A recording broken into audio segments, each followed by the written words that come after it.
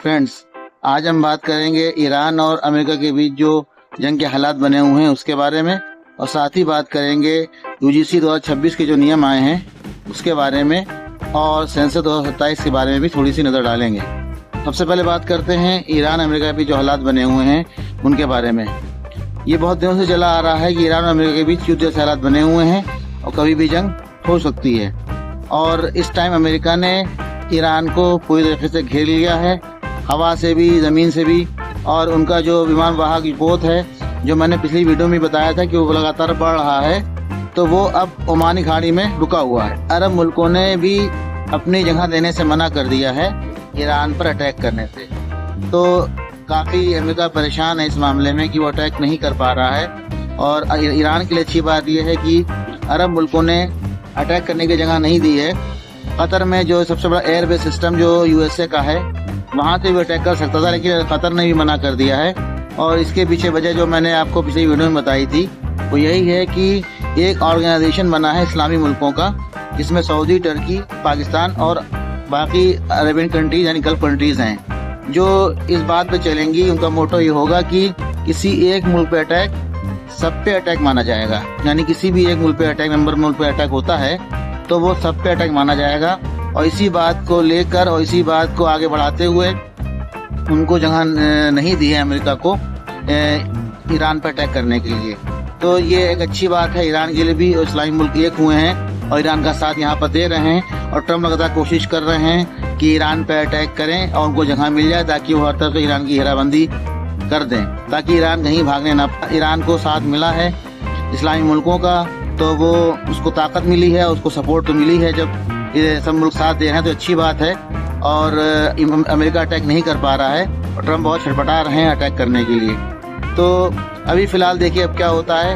आज़ाद piece board तो बना ही दिया है, उसमें भी ईरान का बहिष्कार है, तो इसमें खैर ये इस्लामी मुल्क शामिल है। लेकिन फिलहाल अभी अमेरिका को जगह नहीं मिल पाई है ठीक से, क्योंकि बहुत दूर से अटैक करना पड़ेगा उसे। अगर उसे आसपास के मुल्कों से, जो इस्लामी मुल्क हैं ईरान के, वहाँ की जगह नहीं मिलती है। विमान वाहक पोत यूएसएस अब्राहम लिंकन है, वो भी ईरानी खाड़ी में पहुंचने के बाद, फारस की खाड़ी से कहते हैं, तो वहां पे पहुंचने के बाद अटैक करेगा। लेकिन इधर ईरान ने भी तैयारी पूरी कर रखी हैं, वो भी, उसने भी अपनी पनडुब्बियों को यानी सबमरीन्स को एक्टिव कर रखा है, और वो इसमें भी सक्षम है कि वो विमान वाहक पोत उस अमेरिका का उड़ा सकती हैं। तो ईरान भी तैयारी पूरी कसे हुए है, और इधर अमेरिका तो चाह ही रहा है युद्ध करना।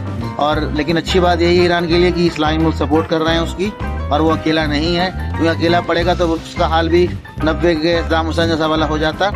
तो यहाँ पे एक अच्छी बात है कि उसको सपोर्ट मिल रहा है सभी इस्लामी मुल्कों का, और अली खमेनी साहब को सब सपोर्ट कर रहे हैं, सारा इस्लामी जगत उनको सपोर्ट कर रहा है। यूजीसी 2026 को लेकर बहुत बवाल मचा हुआ है अपने मुल्क में। उसमें दरअसल बात यह है कि जो 2012 में जो रूल्स थे, तो उसमें ये SC ST कैटेगरी को तो ये एक प्रोटेक्शन दिया गया था कि जाति के आधार पर या उनके इकोनॉमिक के आधार पर उनको प्रताड़ित ना किया जाए। लेकिन अब इसमें एक अमेंडमेंट ये करके ये किया गया है कि इसमें OBC कैटेगरी को भी शामिल किया गया है। तो इस पे जनरल कैटेगरी के लोग विरोध कर रहे हैं। ये UGC के जो नियम होते हैं ये हायर एजुकेशनल इंस्टीट्यूशन पे ही लागू होते हैं, यानी उच्च शिक्षा संस्थानों पे ही लागू होते हैं। तो इसमें खाली स्टूडेंट्स के लिए नहीं होता, बल्कि ये जो वहाँ पे जो स्टाफ, जो कर्मचारी काम करते हैं, टीचर्स हो गए, उन पे भी लागू होता है। तो इसमें ये अमेंडमेंट किया गया है कि जो OBC को शामिल किया गया है। तो इससे जनरल कैटेगरी के लोग बहुत नाराज हैं और पूरे मुल्क भर में प्रदर्शन चल रहा है।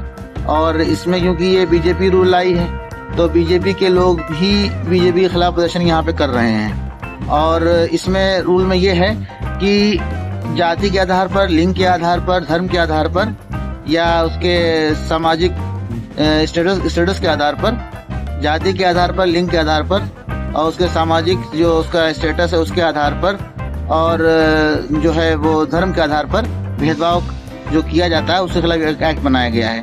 इसमें अमेंडमेंट की जरूरत क्यों पड़ी?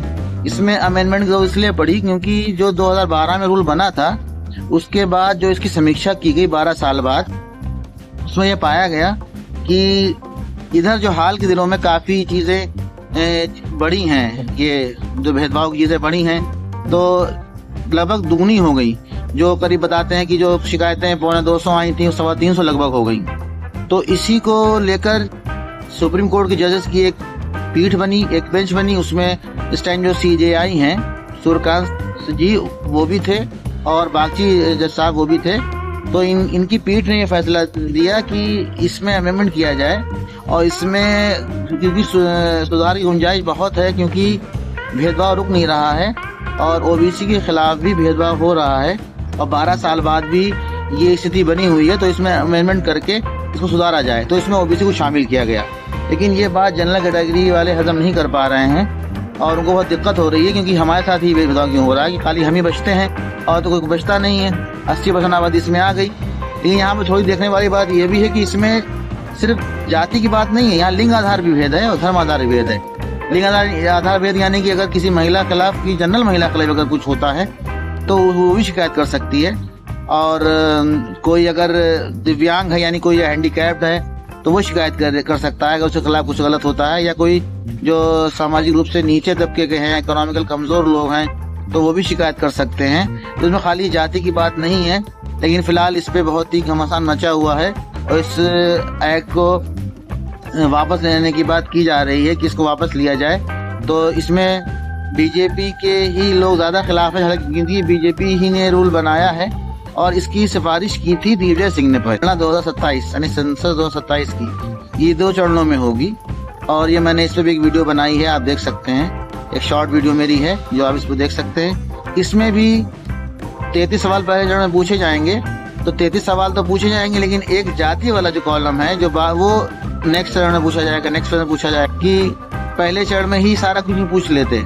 पहले चरण में जब 33 सवाल पूछे जा रहे हैं संसद 2027 नाम से, तो इसी में जो और सवाल 2-3 बढ़ा के जाति ही पूछ लें। इसके लिए नेक्स्ट फेज के लिए क्यों इंतजार किया जा रहा है, उसके लिए क्यों खर्चा किया जाएगा? तो इस पे भी सवाल ये निशान उठ रहे हैं और लोग सवाल उठा रहे हैं कि आखिर इसमें क्या वजह है। तो यहाँ पे दोनों ही जो UGC 2026 संसद 2027 दोनों में ही जाति को लेकर ही जो है वो घमासान मचा है कि जाति यहाँ पे भी देखिए OBC वाली जाति के वजह से ये दिक्कत हो रही है UGC में, और जनगणना में भी जो मामला आया है वो भी जाति को ही लेके ही बवाल उठना है, हंगामा होना है। तो इस पे भी BJP की मंशा को लेकर सवाल उठ रहे हैं कि क्या ये BJP वोट बैंक के लिए कर रही है। लेकिन इसी वोट बैंक के चक्कर में BJP का जो अपना वोट बैंक है यानी ठाकुर पंडित जो मेन के वोट बैंक बनिया वोट बैंक है वो नाराज हो रहे हैं कि वो सब जनरल कैटेगरी में आते हैं। और ये दोनों ही चीजें, चाहे जाति का जनगणना हो चाहे UGC 2026 के नए रूल हो, ये दोनों ही जो है वो OBC के लिए ही बनाए गए हैं एक तरीके से, क्यों उनकी ही जनगणना में उनकी गिनती होगी और इधर जो है वो UGC में भी उनको सपोर्ट प्रोटेक्शन दिया जा रहा है कि वो भी इसमें शामिल हुए। तो यही कहा जा रहा है कि आखिर जनरल विद्यार्थियों की क्या खता है, आखिर उनका क्या कसूर है। तो अब इस पे देखिए देश में अभी आगे ऑपरेशन जरूर होंगे और चल रहे हैं, बहुत बहस चल रही है, बड़ी डिबेट्स हो रही हैं इस बात को लेकर कि OBC को शामिल कर दिया, जनरल को छोड़ दिया। और जनरल कैटेगरी के लड़कों में और विद्यार्थियों में और लोगों में नाराजगी है। BJP के कई लोग नाराज हैं, लेकिन वो अभी कुछ खुलेआम कहने से बच रहे हैं।